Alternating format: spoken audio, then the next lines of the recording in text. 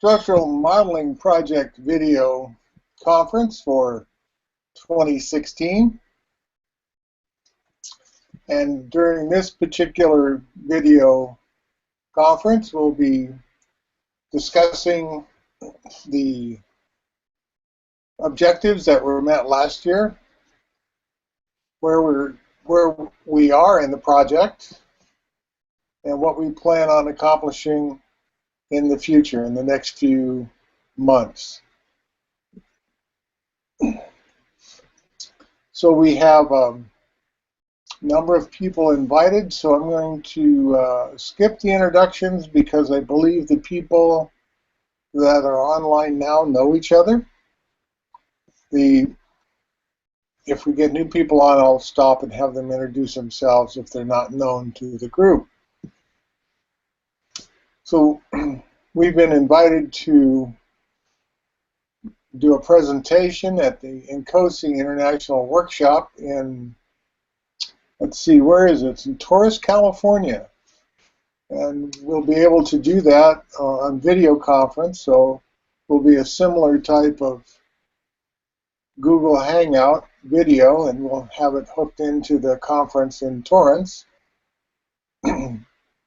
And we plan on covering these three sections that I have up on the screen. So we're going to have Kevin Dye talk about the structural modeling history, or the history and of the people that have done structural modeling. They've done interpretive structural modeling. There's a structured dialogic design. There's a number of different types of processes and formal approaches that are based on the structural modeling work of John Warfield. And Kevin Dye is very familiar with this history and has agreed to present a 1-hour overview of that at the International Workshop for NCOSE in Torrance, California. Now, I'm going to present after Kevin. After Kevin gives the history of what's going on, I'm going to talk about our current modeling activities, what we're doing, what are our objectives, and where we are in the process. And then we're going to open up the floor for about a 1-hour discussion on the structural modeling future goals and what's happening there. Good morning, Yanis. Good morning, guys. How are you doing? We're doing great. This time I'm joining you from the US. All right. Excellent, excellent. Good to have you here. I am here in DC for 3 weeks total, visiting my daughter. Ah, that's a good time of year to do it. Excellent time of year. Yeah. All right. Have you, you know Alexander? Has Alexander been on before? Yeah, I don't think I met him before. Hi, Alexander. Maybe a little bit of introduction so you folks can get a little bit of idea of what you're doing. Of course. Alexander, would you like to say a few words about yourself? Do you hear me? Yes, we hear you. I hear you. Okay. So I said before I'm a PhD student in control systems and automation. So I'm just curious bypasses, so to say. I had some papers on, let's say, systems, but nothing special, let's say. Okay, thank you. Yanis, would you like to say a few words? I am Yanis. I also have a master's degree in systems engineering from many years ago, but my original training is in neuroscience. You could call me a maniac about the application of these algorithms because they have the power to model the way people think. And I have been using them for the last 20 years in societal applications where we have people contributing their ideas about an issue, whether their ideas can be about actions to be taken or descriptors of what they think an ideal situation would look like. And then we use ISM, that is interpretive structural modeling, that is a special application of the general structural modeling to discover influence relationships between the most important contributions. So this is what I do as a hobby and as a living. I am working for an NGO, a non-profit organization called Future World Center, which is based in Cyprus. I travel a lot, and I have included this work in many European Union projects. Thank you. We were just going over the agenda, and we have a presentation scheduled for the International Workshop for NCOSE. Let me share that information here with everyone. Let's go and bring this up. It should now have the information on the International Workshop. What we've done so far as a group has looked at the historical applications of structural modeling and interpretive structural modeling, which Yanis is an expert and has many decades of application. And we've basically created 3 categories where we're looking at these types of applications. And at the International Workshop, we'll present this information, and hopefully we'll find other people there that are interested in this area, can see connections to their work, and want to participate and will join us in the further development of this algorithms for structural modeling. So will be January 30th through February 2nd. I don't have the final dates and times for our presentation. Our presentation is planned on being video. We're going to just dial it in. There may be some people that are familiar with our work and participate in on our project, may be there in California. It remains to be seen, but I'll keep everyone posted, and then we'll have our standard first of the month meeting. I believe is going to be on February the let's see, yes, February the 6th. So we'll have a meeting after that. Okay, so it covers the structural modeling project. So did everyone get a chance to look at the read-ahead materials? Are there any questions on that? I'm going to share that out now. Let's find that read-ahead material. Share this. Let's bring this over. Okay, here we go. All right, so basically, the read-ahead material for today's discussion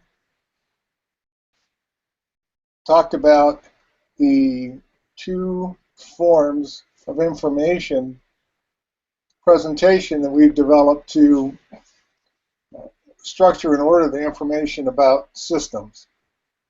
When we first started on this path of researching this information, we found there was a large amount of information, but it wasn't necessarily structured.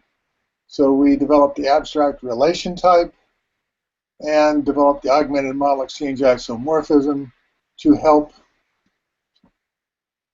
structure and present and communicate this information. We basically have created a process that looks at the three properties, the three different kinds of symmetry associated with any natural language relationship.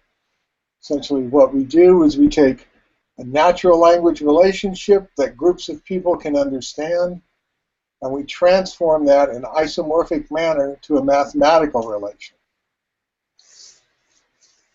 In looking at this work and doing this work, we have found that the logical property of symmetry seems to provide the best discriminator not only for natural language relationships, but also for the mathematics.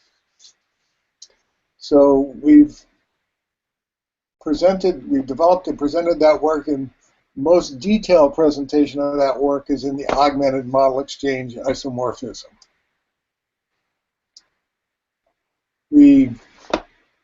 As we go forward and look at these particular areas, we discussed the asymmetric relationships and properties.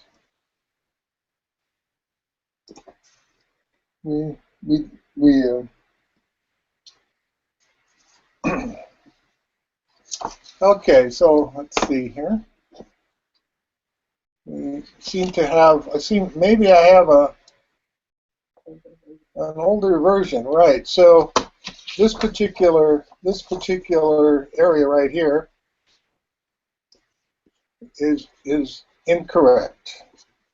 I have the wrong version up here. This actually should be asymmetric. So I will highlight that and change it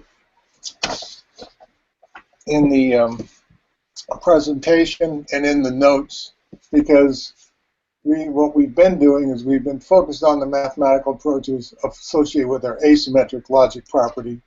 We're moving on to the symmetric now. Okay. So the asymmetric relationships, I think everyone kind of naturally understands asymmetric relationships. They go in one direction. We find a lot of things like precedes, north of, is bigger than, is smaller than. These are all asymmetric.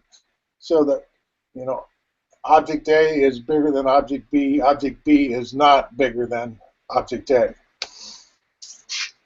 Though that's the general idea of an asymmetric relationship, they're ubiquitous type of logical concept you find throughout natural language and throughout mathematics. And we have symmetric relationships. And symmetric relationships essentially are a relationship like equals, where things are the same size, or they're have the same type of relationship, like adjacent to. If house A is adjacent to house B, then house B is adjacent to house A.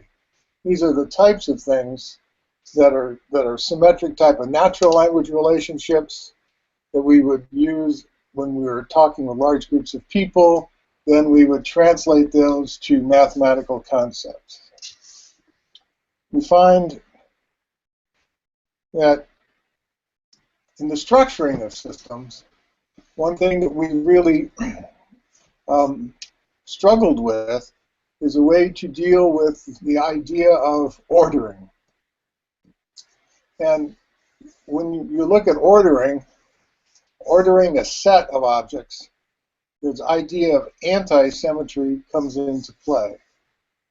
And what we found is that the anti-symmetry actually has two components, and it's uncertain.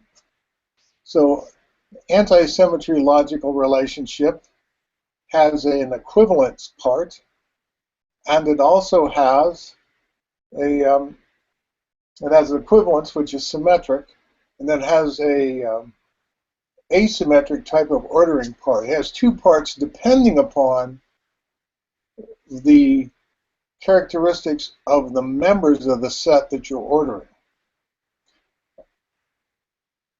And as we've pointed out in the past, the symmetric and the asymmetric relationships have different logical property sets.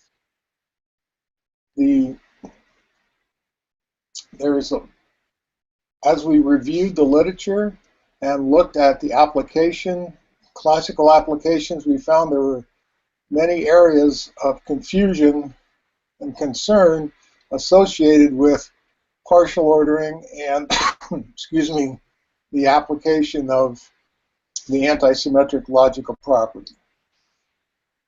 About 1 or 2 months ago, we presented a chart that showed that you could break down the antisymmetric property, which was a compound relation, which included the symmetric component and the asymmetric component. You could break those down into 2 parts. So we continued the research on that and have decided to define 4 specific types of ordering. We find that these 4 specific types of ordering are found throughout the literature, but there's no real total agreement on what these orders mean or what their logical properties are, so we're defining them here. And these 4 types of ordering are strict total order, then total order, partial order, and strict partial order. So in this particular material, we go through, and in the read ahead we talk about what these things are and what they mean. But the bottom line is that in the strict total order and the strict partial order actually have the same logical properties. And the total order and the partial order have the same logical properties. So that the meaning of these particular orders are the discriminator, the differentiation between them, are contextual properties of the problem. So besides the logical properties, you really have to understand what is the context that they're being applied in. So the strict total order is essentially it has an asymmetric property. It orders every member in the set. And we'll find this, an example of this was the 19 cities problem, where we only allowed 1 city at each level. Now, allowing 1 city at each level is not a logical property of the Northrop relation. It is a contextual constraint on the problem itself. And then the strict partial order is like the 19 cities problem, but what we do there is we allow more than 1 city at each level. And so in the strict partial order, what we're doing is we are not ordering each member of the set, but what we're doing is we are ordering the equivalence classes. So in the antisymmetric approach for the partial order, we use the symmetric component for the equivalence. We go through and we create our equivalence classes. And so we find the cities are at the same level, that those are all equivalent. And then we order the cities at each latitude. So we order the latitude, whether there's 1 or more cities at each latitude. And that's the software component that we're working on now to demonstrate that. We're working that out. Hello, Kevin. Hi, sorry about that. I was a little confused. It's okay. You know, it's starting off a new year. Hey, Yanni. It's the White Shirt Club. Everything. So good to see you, Kevin. It's good to see you, Giannis. Are you still in Washington? Yes, I will be here until the 8th. Oh. All right. Well, Kevin, we're going over the read ahead right now. We've gone over the approach for the international workshop. So I think my plan now that you're online is to go ahead and kind of briefly cover the rest of the highlights of the read ahead, and then go back to the international workshop criteria, talk a little bit about that, and get your ideas on the history part. So right now we were talking about the differentiation between the 4 types of order that we've defined and are going to use in our work. That's the strict total order, partial order, and strict partial order.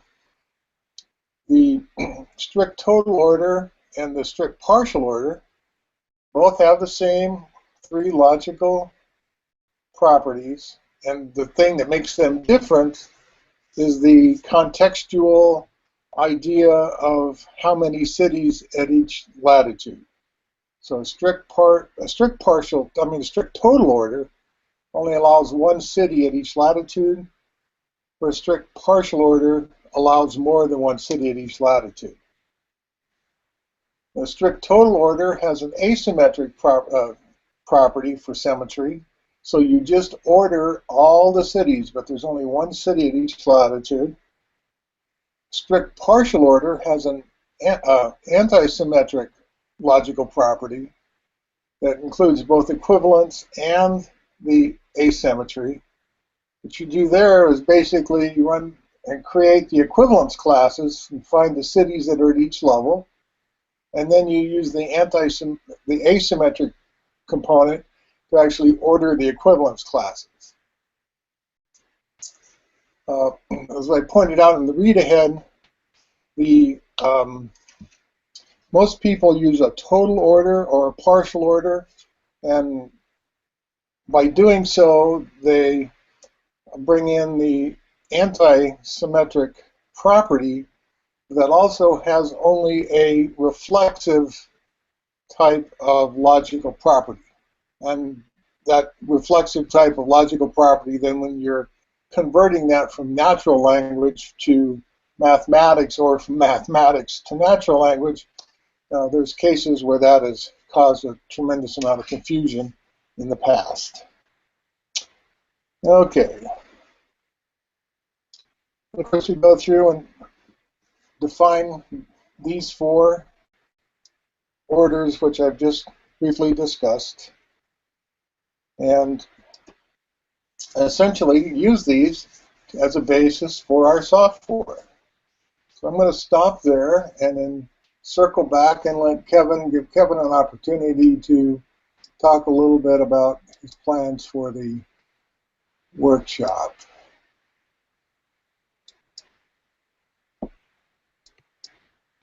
So let me get this all squared away here. There we go. Present this. Okay, present to everyone. All right, so had the introductions, and then the IW, as I said, is going to be in International Workshop will be in January 30th to February 2nd, Torrance, California. We'll go in with video links to present there. And the primary goal is to present this work to other people that may be interested in it or may be doing similar work, and to see if we can make connections with other people to help expand and continue the work. So Kevin, would you like to say anything about the history presentation? Well, we did something along these lines last year. You can refresh my memory. We did something with NCOSI, but that was more like a summary of the project. Yeah, it was. You did a fairly detailed summary of the more of the technical components and how you would do an ISM, and how you would actually the mechanics of it.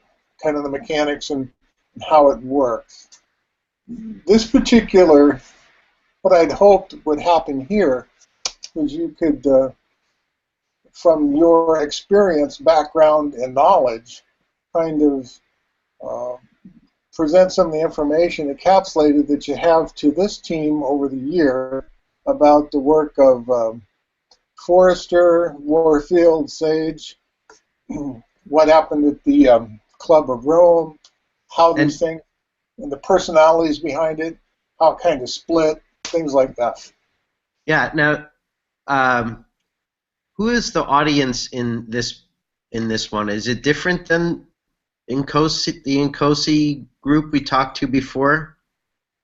Well, there's this particular group itself now is the INCOSE System Science Working Group. We before we talked to, I believe it was just the ISS group, the International Society for System Sciences, and there's people that are on both sides of that. What we're trying to do with this particular presentation, I think one of our goals should be to show the connections historically to all kinds of systems engineering and system science methods, and then I'm going to try to relate that history to what we're doing now.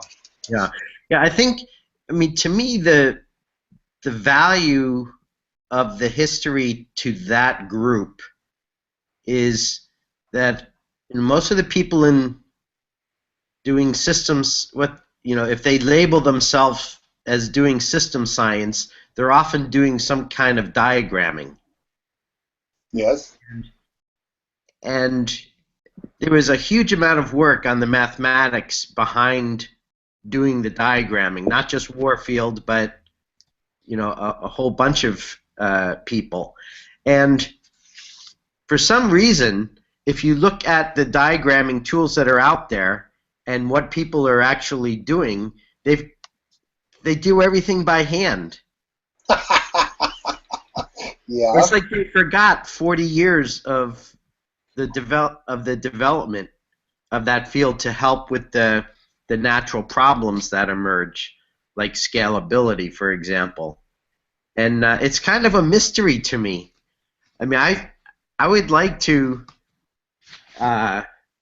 really pose at least an aspect of our presentation as a question of why are people still, drawing dots and arrows between each other instead of more high-powered mathematically based tools. I mean, that to me, after the emergence of them understanding how diagrams can represent logical relationships, then there was a whole lot of work that seems to be completely ignored by people that call themselves system scientists. And so I think to me, part of this presentation to me is just to remind people that they were struggling with the types of things people are struggling with today. They solved a lot of the problems, not all of the problems. They created a lot of useful tools, and then hardly anyone's using them. And there's a lot of, like at the ISSS conference down in Washington, they had a presentation by this fellow Bellinger. Do you know that fellow, Joe? The name sounds familiar, but right now the details are escaping me. Gene Bellinger. So he had the system science interest group on LinkedIn. He had 22,000 members. Oh. And he had an online systems diagramming tool, and then he kind of joined forces with this other online systems diagramming tool, and there was all kinds of excitement about it, and they were promoting, promoting it at the conference, and I was just kind of mystified because, there was all kinds of excitement about it, and they were promoting, promoting it at the conference, and Janet, can you turn your mic off? Kind of mystified because, okay. You can turn yours back on now, Kevin. There you go. Sorry about that. Okay.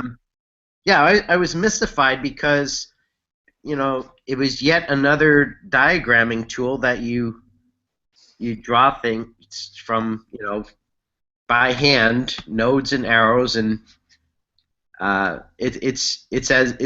was like in a time warp. It's as if we haven't progressed in developing diagrams in 40 years, and I don't really understand why it is. So I'm as much as curious about how kind of that history has been lost to so many in the community. Well, Kevin, that's, you must be a mind reader, because that's essentially where I was going to go with the current development. And I've been studying that particular segment pretty much in detail here the last month or so. And what I found was I went back to the PERT charts that were started by Rickover and the Nuclear Navy, where they started going through their specific hand-drawn things and doing networks and so forth. And they got to a point where they needed to optimize different types of pathways through those networks, through their graphical charts. And so they developed different types of sorting routines. One of them that's been well known since the 60s is topographical sorting, and that helps you prioritize given your whatever your specific value set is. Then I looked at that. That was existing. There's a few people did that work. Then I compared what was the improvement over that the delta charts did. So the thing about delta is it gave you logic and it gave you decision points, right? And so by adding logic, you were able to not just sort things like they were doing with their algorithms. You were able to actually calculate outcomes. And so that's exactly where I'm going with this. That's where I hope this team is going, is to actually look at that and say, these are the things that we need to do to actually have computer-based decision things. You need to have logic. And then the other problem that's really, I think, really prevalent is the idea of UML. And UML solved a specific problem, but it's not really a language. It's a symbol set. And it's a symbol set that has a variable context-dependent semantics. And so that's really can be a tremendous problem. Some folks at MIT did some work on the 5 aspects of contextual analysis that really needs to be wrapped around UML to make it useful. And so those 3 things, the history of what's going on with structural modeling, and the ideas that people just seem to have lost this knowledge of algorithms and methods that were done extensively in the 60s and 70s, and then the idea that we took the semantics away from that, from our graphics, and just came up with a basically semantic-free type of symbol set that we call a language. It's added to the confusion. So, yeah, turn on your microphone, Kevin. I wonder if Janet has any insight into this kind of lost world in the systems science community. I'm just, I'm wondering if it's something as simple as the tools that gained market share were primarily, drawing diagrams by hand, and then people just got used to that, and the more powerful tools just didn't penetrate the market, and eventually kind of gotten forgotten about. But do you have an idea, Janet? I think that it's partly that Warfield and Sage's work and the N-squared kind of work as well, as I understand it, has been primarily behind paywalls. Even the accessing the writings has been difficult, so that kept it from being widely disseminated, as I understand it. Now, I think that another problem is that we don't have a really good big picture that Joe and Mary are working on of all of the natural language modeling approaches that one might use, and then how that can map to structure. So things that are very popular are things like concept maps or mind maps, which are so loose that you can't really do any analysis on them. So those people, excuse me, I guess the second most popular thing is the system dynamics modeling, which is what Gene Bellinger is focused on.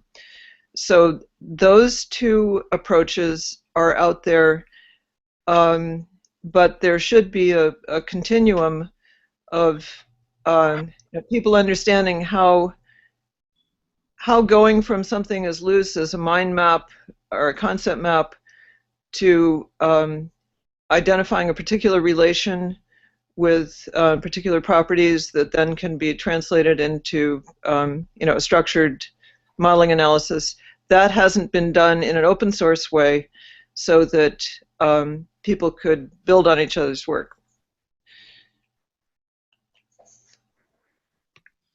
Yeah, I think you're right. That one aspect of it was most Warfield's treatment of this kind of stopped at the math, and then he came to focus on. They tried a bunch of different models, natural language models. Like one of the early things they did was objectives, because management by objectives was popular in the 70s, and so they wanted to structure objectives and goals. So they did that, and they worked on prerequisite structures because they were modeling curriculum for education reform. And then he kind of, by the late 80s, just started focusing on the problematique, and then did almost nothing else. And so, as Joe mentioned, one of the early things he did was to create a more general diagramming technique for PERT called the delta charts, which was like PERT diagrams with ORs and AND gates in them. So he tried creating a bunch of models, and they would kind of pound on them for a while, but I think he was driven towards originality instead of just showing how his algorithm could be used to generate any of a number of different models that were already accepted languages. So I think another problem is that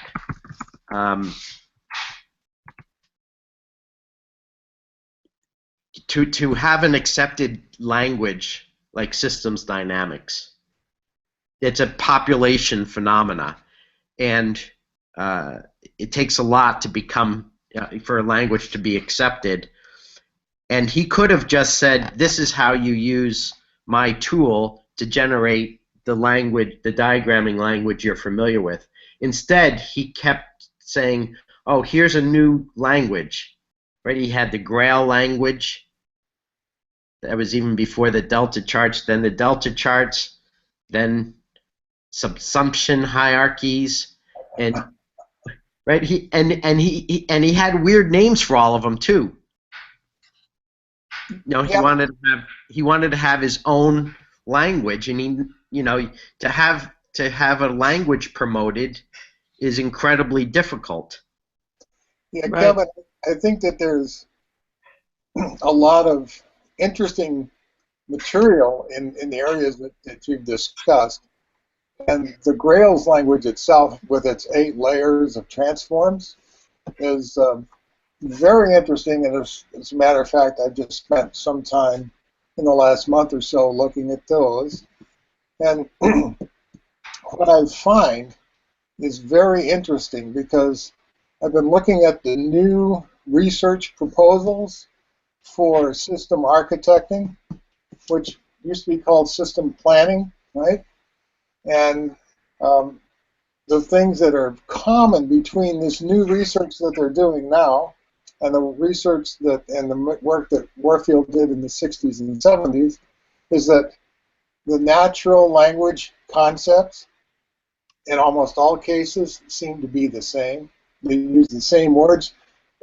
Currently, they're using gerunds as opposed to nouns, but I mean, the words are the same, basically.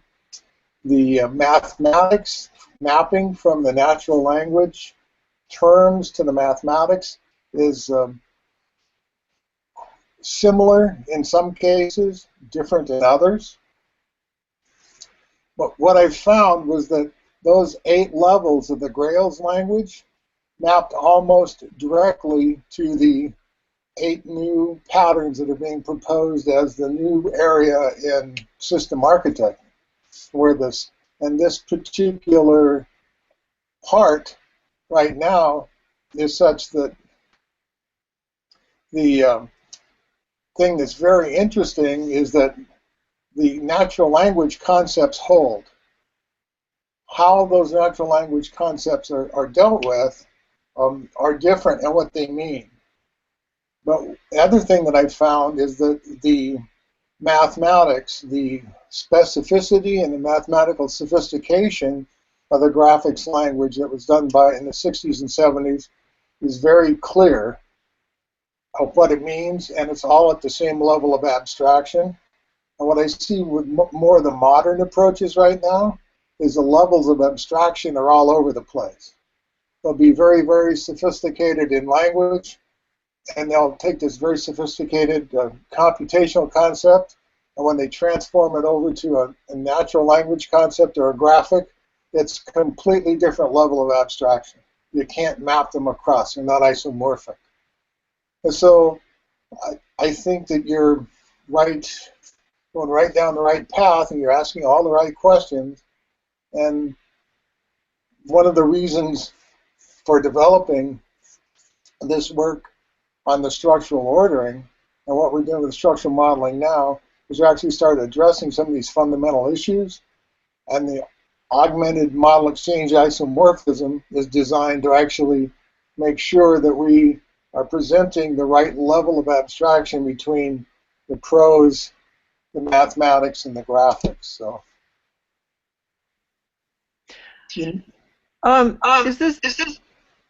is the Grails material freely available? it should be in the Science of Generic Design. Okay. Look for that. If you have trouble finding it, let me know, and I'll make sure you get a copy of it somehow. Okay. So I think that, so what you were saying there at the end about the different abstraction levels, I think that's a big problem with the concept maps and the mind maps. Trying to get from that to a structured model. People, there isn't widely understood methodology for ensuring that you have a coherent abstraction level. I think it's really not surprising, though, that we're in this situation, because when Warfield was doing this, he was trying to introduce all of the elements simultaneously, and so he was looking for a killer form, probably, that would be a lightning strike where everybody would have an aha and grasp his mathematics, his methodology, his algorithms, everything, in one fell swoop. Whereas now we can look back over the history and we can see the stops and starts and the commonality between different n-squared approaches and things like that. So we have the advantage of hindsight to generalize that, where he and other people who were trying to pioneer, especially in the days when they were working with with DOS or something like that, it was hard enough to get people to grasp any part of what they were doing, I imagine. Yeah, Janet, I think that those are really good points. And we did a paper, I believe we presented it at Brighton. It's concept mapping. It's on ResearchGate and it's also on our website. I think it was like 2000 or 1999, something like that. But what we had, that period of time, working with a very large multinational aerospace group, and people knew the systems thinking, symmetric type of feedback loops and things like that, and they also knew mind mapping, right? They were familiar with that, and so some of the fellows in the computer science department there worked with them to develop, just add some things to that. And so we added sequences, and if you look at that paper, and you look at the charts, you can see how we did that, how we added the sequences, and how we created relationships between the relations. But that started taking off, and like so many large organizations, the particular people we were working for were working with the Next computing system at that period of time, and the computer arm of the corporation had a mandate to eliminate all non-standard computing devices. So one day we showed up Monday morning to continue our work, and everything was gone. So it was, it's just interesting if you try to start from systems thinking and mind maps like we did then, and concepts maps, and start adding more dynamic functionality to them, which we had done, and then to actually be able to find systems that support that. And the open source part of what we're doing here should help alleviate those types of problems. Yeah, I think another thing that has happened, I would say, is analogous to what happened in the world of computer-aided design. In the mechanical world of computer-aided design, there is a push for well over a decade, or the first few decades of computer-aided design. There was a push for more and more flexibility and more features, and they would call them the feature wars, right? Every year, each company would announce all their new features, and so, for example, the Applicon computer-aided design system had over 20 ways to draw a line. Wow. And then along came Parametrics Technologies Pro Engineer, gave you one way to do things, but it was fast, and because there was only one way, it was much faster to learn. And because they got rid of the idea of flexibility, they reduced the cost of training.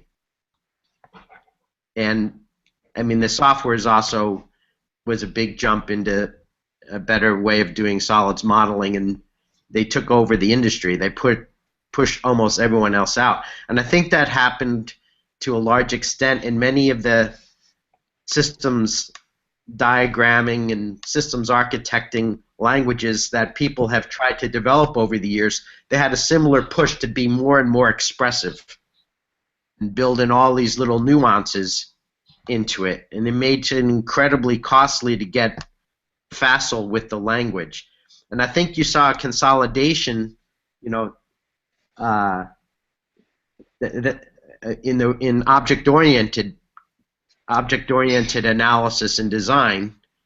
There was a proliferation of versions of object-oriented diagramming tools, and then finally there was a consolidation, and then, you know, I guess an attempt to standardize it around UML, though that I don't think they've accomplished what they've hoped to do with that yet. But I think that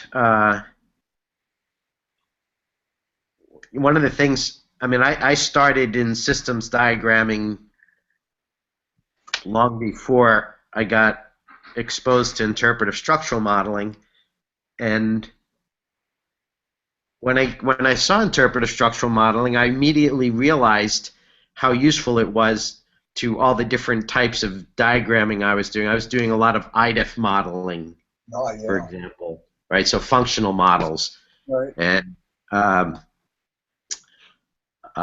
PERT charts, and what I learned was the value of focusing on one type of relation at a time to get a picture of the whole system from that one type of relationship. So like the part of hierarchy, and then to look at, you know, the varieties of things going on in the system, or class hierarchies. And interpretive structural modeling really helped you to go to scale one relationship at a time. It helped you get a picture of a big system. I was doing process modeling of jet engine manufacturer, so that's a 15-year-long process. And the diagram for it is 6 volumes of 4-inch wide binders. Every page another diagram. And so, but I think what if you're not immediately confronted with the problem of scale, you get drawn into an interest in being creative and expressive with tiny diagrams, and instead of drawing, you know, confronting the problem of drawing large diagrams, people are drawn into being highly expressive about tiny models. Yeah, that's really an interesting point. And one of the aspects of what we're doing, we're comparing the structural modeling that uses one specific relationship over every object, which is almost like a field. It's almost like a field that's the relation is a kind of a force field that structures that relation. We're comparing that to the existential graphs of C.S. Peirce, which were minute types of operations that you just did on a very small part of logic. And so these two types of diagramming seem to complement each other. And in the future, one of the things that we may want to look at is how do you actually go from the structural modeling of just a single relationship like a field and then work toward existential graphs or concept graphs, source concept graphs, which are all executable. So I agree with you that that's a good thing to understand, but again, it goes back to the level of abstraction and how many levels and what really is important to get to communicate the important aspects. So we're getting down to about five or so minutes left here. And I'd like to just take this up, excuse me, this opportunity to go back and refresh everyone's memory about the specific graphic representation that we're doing for the strict partial, well, yeah, for the strict total ordering and the strict partial ordering. So let me bring up that graph and share this out. Okay, come on, here it is. Let me share this. Send to everyone. So what you should see now is the a 14 by 14 grid, and this would be representing cities north of each other with only one city at each level. And this is our initial grid. We really have no information about it. This is what it is. And when it's done, we'll finish it up and it will still be a 14 by 14 grid because we only have one city at each level. But in the strict partial ordering, if you start with a 14 by 14 set and you have multiple cities at each level, you just pick one of those cities to represent that equivalence class, and then that's the one that you use to order the equivalence classes in the grid, so that actually the grid gets smaller. Smaller the grid reduces the computational complexity, and it also reduces the cognitive complexity in these cases. So as we can see here, let's see, city number 3 is right here. City number 3 represents the equivalence class of city 3 and 9. And then city number 1 is right here. You can see it. That represents city number 1, 4, and 11. So that's the way that we're going to work with the strict partial ordering. We're going to use the anti-symmetric property by first creating equivalence classes, and then we're going to apply the asymmetric property to order the equivalence classes, not necessarily each member in the set. So that's kind of where we are now.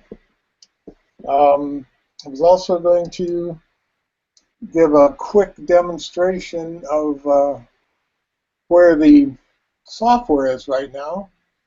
It has a ways to go, but it does have some functionality more than the other one. I've completely rewritten this in a new, well, still in JavaScript, but with a completely different support package. So it's taken a while to get the system going. And let me see if I can find that. So let's go. Okay, so here we are. Let's see if I can bring this up.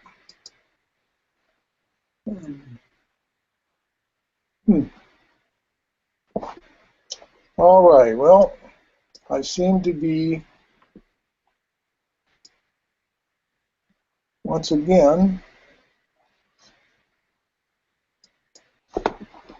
okay, so here we are. I have found it.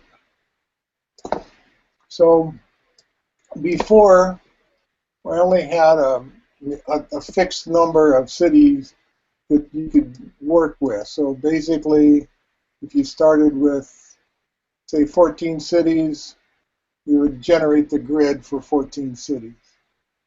And then that was it. You worked 14 cities all the way through in the strict total order. So in this particular case, we have to be able to generate and look at different shapes and sizes of the matrix. So to the point now where I can actually generate different sizes of the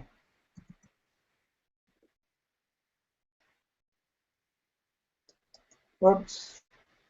Okay, let's see. Different sizes of the grid. And the goal for the next set of software development is to actually go through and create a scenario where you can change this particular matrix, and when you change its size, then you also generate the equivalence vectors. So hopefully we'll have that ready by next month. We'll see. There's progress. We're not quite there yet on that. So are there any questions?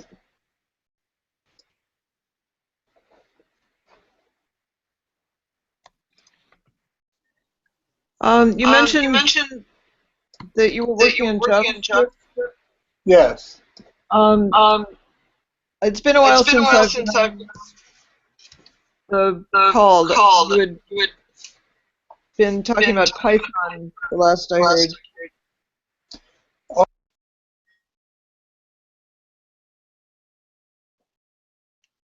Oops. Are you there? We're all there. I lost audio there for a moment, I think.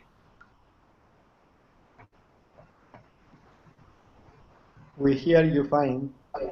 Okay.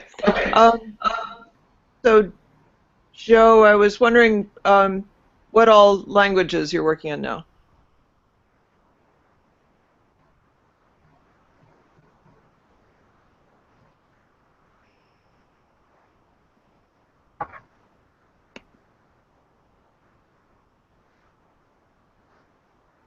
Joe, you have been muted. Okay, can you hear me now? I just unmuted myself. Yes. Yeah, No, hear Kevin did. Okay. All right, so the final package that we're looking at, or the final package, the total package, is going to be based on Web2Py, which is a Python-based full-stack web framework.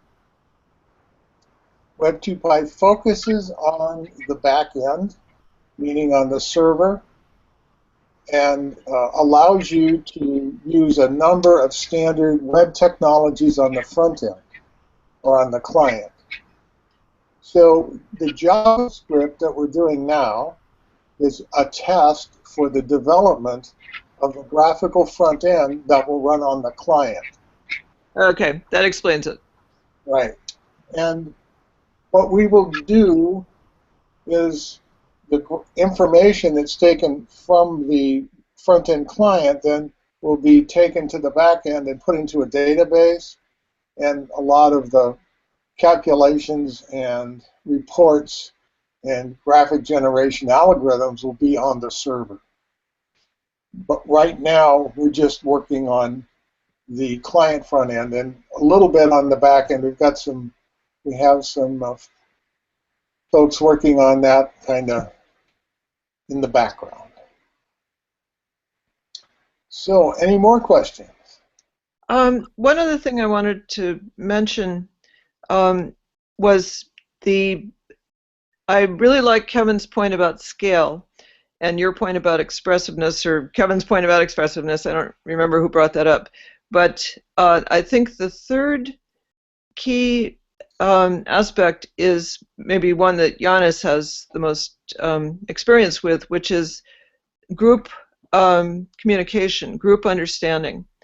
That so you want the purpose of the activity is for the group to come to a common understanding, not necessarily to create a large-scale model or to express a bunch of detail. You know, neither one of those has really accomplished much if you don't have the group learning in the process. So I can see how you have three high priorities: expressiveness, scalability, and group understanding. And it's difficult to get all three it's obviously very valuable to get all three. But maybe that's part of what Warfield was struggling with. Janis, if you could say something about that. The group understanding with the algorithms that Warfield has developed, and they have been embedded in Aleko Christakis software, and the ones that we have developed, and now also another software developed by Jeff in Michigan, they work pretty good for small groups. So we are in a situation where we have something stable that can support a small group of participants, let's say 20, to achieve a shared understanding of the problematic, or to design actions for solutions that will help them reach an ideal state, which they can also design collectively using the ISM.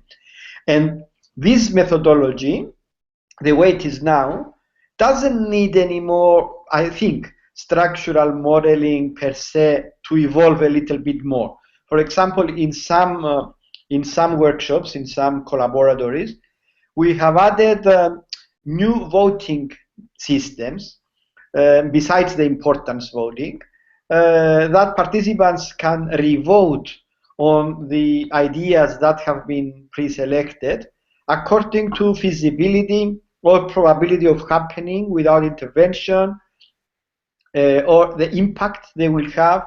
So adding more criteria for selecting the best roadmap and the best way for achieving your action might be a way to improve the small group learning process. But what Kevin is referring to is scalability to engage thousands. And this is something we are very much interested in and we are trying to work with. And this needs completely new mathematics, I believe. And that's why I am participating in this group.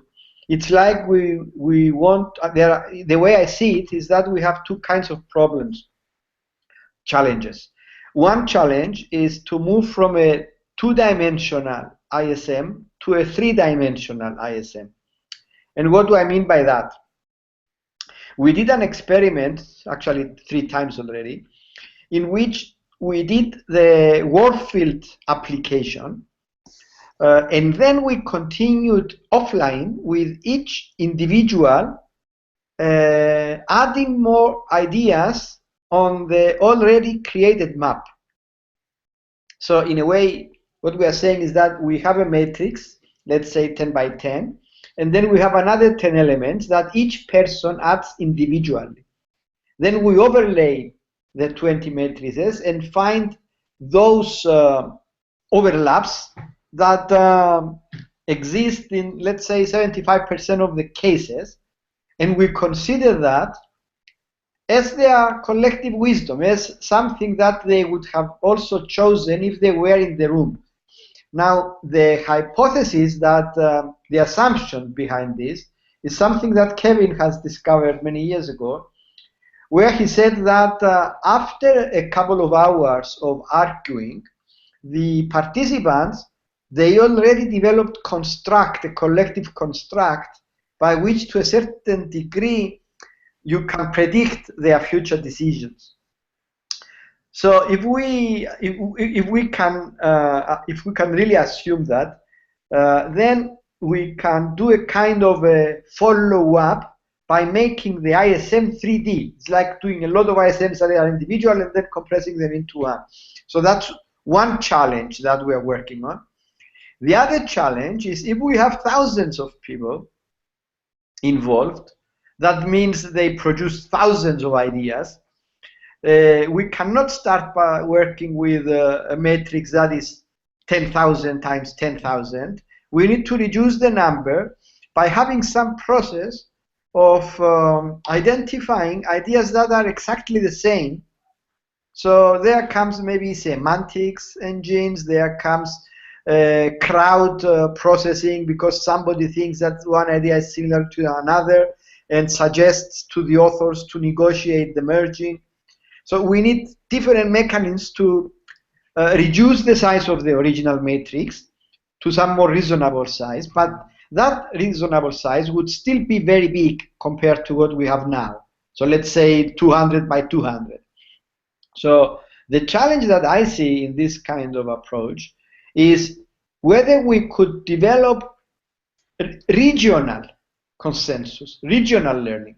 So we have some criteria by which we find smaller groups of people, like 5 or 10 people, and then they individually and collectively work on some regional consensus about the relationships of a small number of ideas.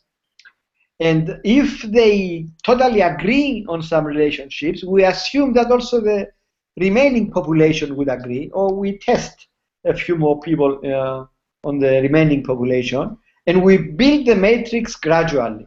So this will require some new mathematical modeling. So these are the challenges that I see. Now I agree with you, Jay, that ideally we need all three approaches. I mean, I don't think we should give priority to any one of the approach. I think we are going the right way, starting to have a good grounding of what we are doing, so that we can be very clear what are the conditions every time and what are the characteristics of every approach that we are using. So I don't think if I'm making myself clear, but this is how I see it. Well, it sounds clear to me, Yanis. I think that your extensive experience in this area is obviously showing in your thinking, because there are boundaries, communication boundaries, there are technical boundaries, and there are that really impact scalability. And we might be able to work together to have some impact in that area. It looks like there may be some things that can happen, but that's what I hope. Joseph, that's why I'm here. I truly, I will invest a lot in these ideas. I mean, a lot of my time and my effort. Well, I appreciate it, because I think it's absolutely an essential interface and factor that we have to consider. So, I think toward Janet's point, and with respect to the history, the systems science community, and let's say whatever diagramming formalism they might employ, let's say the systems dynamics folks, they really came late to the table in doing group work, right? Most systems dynamicists, they work on their own. They interview people, but the layperson does not collaboratively construct the diagram with the analyst. It's very much a clinician type of model, right? There's been attempts, there's been some work in doing group modeling with systems dynamics, but they started like 30 years after what Warfield and Christakis were trying to do in working with groups, even though they could have used that as the group front end to doing systems dynamics. They kind of went off on their own, and there wasn't really a big surge of literature on working with groups to do systems modeling. It's kind of remained, the system scientist is the expert in doing the modeling, and I think that's another big aspect that we face. Right. I think they're starting with Churchman's systems approach work in the 60s, 70s. I think there's been awareness of the fact that the expert modeler in systems analysis is problematic. But you're right that Warfield and Christakis were out in front in emphasizing the group modeling, of course, Checkland soft systems methodology is definitely oriented toward group modeling. It is, I think it has, it's not even really, it's not dominant yet, I'd say, but in ISSS, for example, there's predominantly interest in group modeling and modeling as a means of developing shared understanding rather than modeling as an expert practice. Even in systems engineering, I think there's more awareness now of the need for customer buy-in, stakeholder buy-in, that kind of thing. But they primarily turn to soft systems methodology and don't have the power to take the group modeling activity and do some processing and analysis that comes from if they're taking a structural modeling approach. So I think all components, the group modeling, the scalability, and the expressive power we're just coming to a point where we're realizing that you need all three of those in your system. I like what Janis was saying about the how do you go from similar but different ISMs and try to crowdsource across them. How do you find the stable factors in similar but different framings? I think that's that which maybe is the ontology identification is, I don't know if that's a fourth aspect, but it's definitely very important and difficult, but not. It shouldn't be intractable. We all live in the same world. We all share resources. We should be able to come to some common understanding on important factors. So, Janet? Anyway, yes. So, if you get the Science of Generic Design and look at the Grails language, Mm-hmm. then you should also look at tapestries, and then you should look at the way these tapestries are constructed from quads. And quads are the constructs that have 4 levels of abstraction, and then you take these quads and you weave them into tapestries. So individual groups could actually work on the quads, and then other groups could actually weave these together. So within the Science of Generic Design, the language, the philosophy, and the mathematics of what happens at each level of abstraction and how to weave them together, the basics are there. I've never seen anyone implement it, but I'm kind of working on what it would take to implement it. But it's called quads and tapestries. It's what I hear Janis talking about. And it's just almost, not word for word, but almost. It's very, very close. Janis, are you familiar with the quads and tapestries? Okay. No. Okay.